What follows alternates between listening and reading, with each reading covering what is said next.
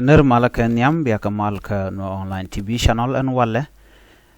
shanka wal joka pai di chiron kina dangro wide jan dangro wide di cha bana jaw me ban linker bantin kon telat ka rodien re dwaran re windi alen ko ken bana ka link ka jan lara me kan kono nyam gor jen wojin de subscribe ka de notification bell de jatwain ko mete ka ler mi chi barada shamala shubaji gwazadana pai larech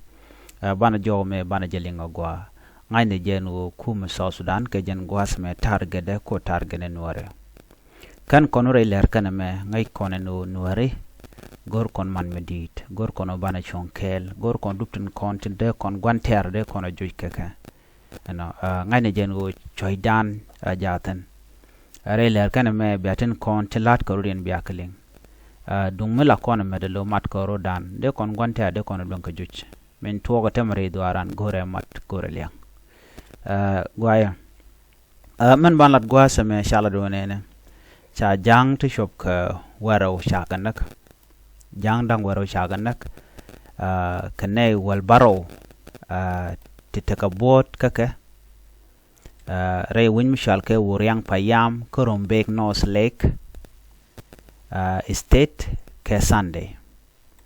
chan tot lingwa tame nga menek jang dang waro re wich mi ala wajane men biang ai ken yam men to tama ala kor che to kam unity state ken jang an winimi ka do mishalat ka koromo korok jerem ngai kona che kore to ano jen mi nak jang shu ko wero kene ken shu wal baro te ga bodana rajme lad acting minister of information with honorable William Koji Kerjok janene diala ne tin kontin mark wejamo wejane no mo kene tin jen ka unity state chicken wajene kama yandit kene panye jar ken witin kontin mark uryang payam chere mangai kone doran winimi nakana kan jang bokana ke bomne so chengwane gan gujeno yalla kana lenu wono bika wonyen kene kontin la hokolo la kanok yanang so ne me korok mostly can de telepolitik mutan but korok charoy ma chala do sha hokken ngwan long sha ka page ka shikan ne dang wero shikan kanak koromo wa sha kormudit ko she chigoro matana men ku me SSPD bla ku me jane wa shongod banya ne jaka ka jodan chala sha okto ngwan long sha ga nangaken government of Lake State can you gonna condemn so as you can see ngay na gwano jang la den michin wari mi dongte mi chi kan de larna na be gonna condemn me na official ken bari yo muga nuar na ga mo yo shi fan nuar official tem la kana la changa ke la bineken tem la kana la changa kel ngay na je gwano na ala nuar kon taken ke border ke rumbek north rumbek central ke yirol east so do ke border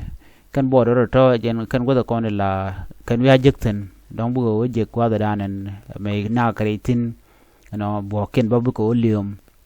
no mo jen do bananen don to ko reke je manan ka don tel ko mle to ko janglat kan gwa no ken chaw ken chaw banan ka kan jen bo ko kan kanan wi mi bo ka unity state so jo me de yen ling cha ne dang wero sha kan nak ne dang wal baro titika bot dit ka jodana chalat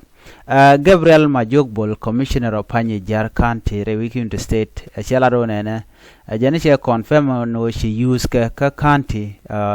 chikawa ka Panye Jar Gabriel Majogbol a commissioner of Panye Jar County in United State confirmed that youths from his county were involved in the attack so Georgia long chinwari wa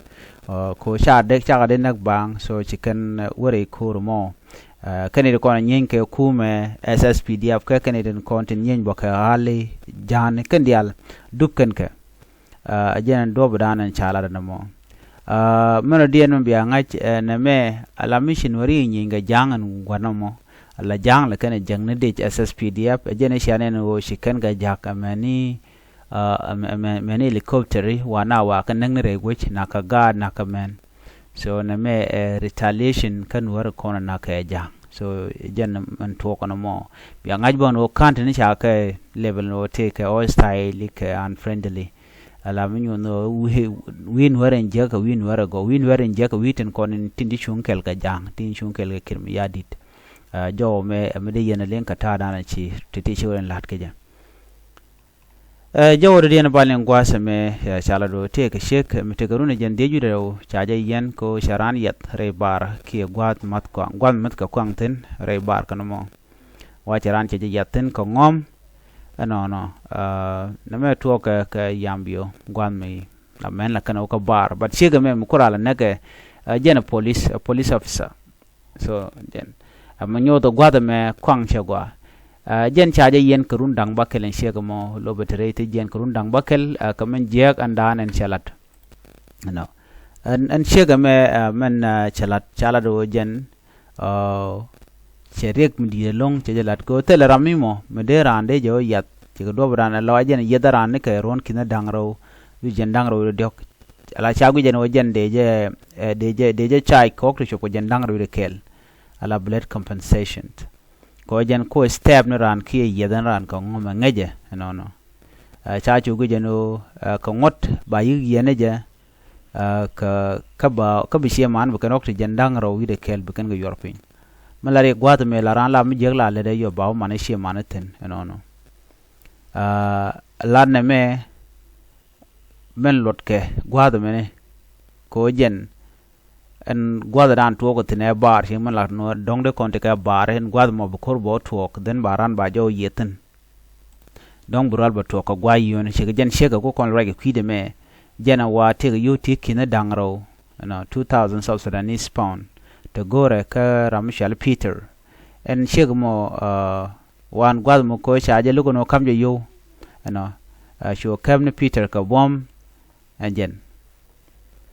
so jen ta dan len ngaro din ge jen gwal mo chayu yet no chayu naga jen shegmo so jen do bran je tok so mat kwang gega okay lerdian gwal men bukon ling kwi kwarmayut ka jawrana shalat chana ngaje gwano sha Nasir kene jig me chaga kef now medan chana video chana je gwich ka kwi Mayut County and wo ku ken shonkel ke kuma jani ke kuma kirmi yadi chiga jowo dana shaling chiga no ken ni biken wo ka Nasir no antama chala do shire nyal che shobre which kare nyala mo wajen be kwer Mayut be janang re wi ka Nasir ko antama cha jig mi cha ja kep maker cha ja kep bene ko buri be so ku jimi ke liu ku yir cha ja kep ke liu jang ala SSPDF so ko chi jang ngene kep can be naten contin marke kum kirma yadit bugo wore which and the first thing they have to do we can yig nang na kwer Mayut County ko beneten kon techurian barkude ne de lada no ken ke ji kume la kum kirma yadit lan wore bugore wujin winami ko shunkan kelga kirma yadi ko shan woren ko ne shunkel kirma yadi ko cha juire wuche manen yana ano sha burbiye cha ja kaf manajik mir so name ajen danen le rode wa kwer mai wut ba wehre wuch ka Nasir County ka jodana chalat ko chi kana ngaje no cha gwada mi cha ja kaf te ram dong de ran le jikten changa do changa yo nan bodon je de shukudien jo mo mi chalat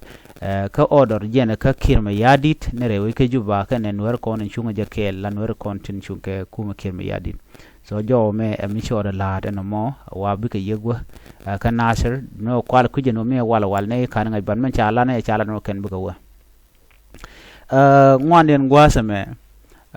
jo me shalat ka ta danen shikore to waje ka bure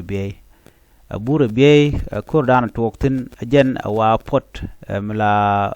where transport la tan chirgo donde na jalke boni kere yir ko gwadan be la pin la take piu so chagu jano ken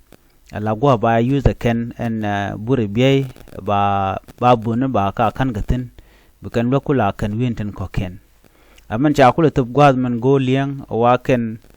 jang wa take ga plan ko de kan wa ka kobo ka jodana chalet ngai kona gwano ta de ko ga ka ko bo telewe ko teleport podran nong de kan use tam jen bur biye mo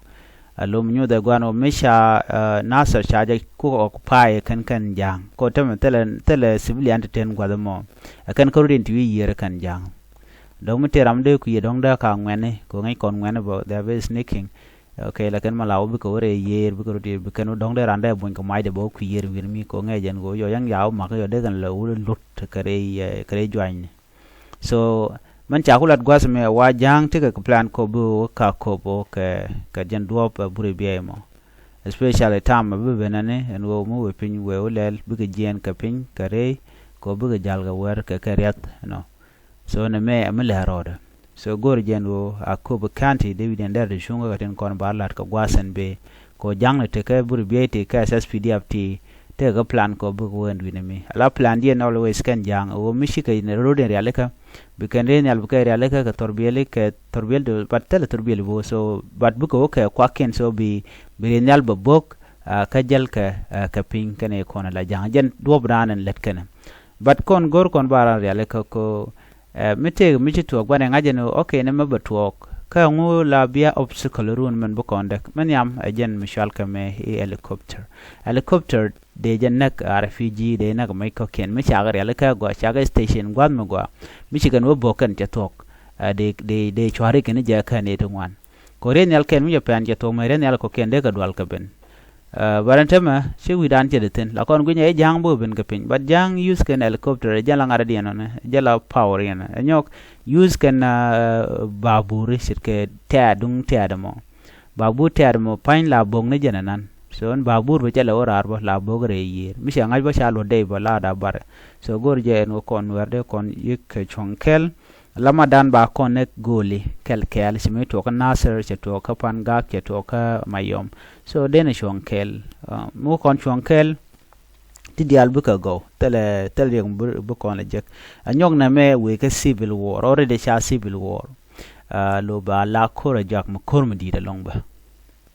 ani biya takamal ban nyo je kalera den cui paru jene subscribe ka be nyo anata ko ken bye bye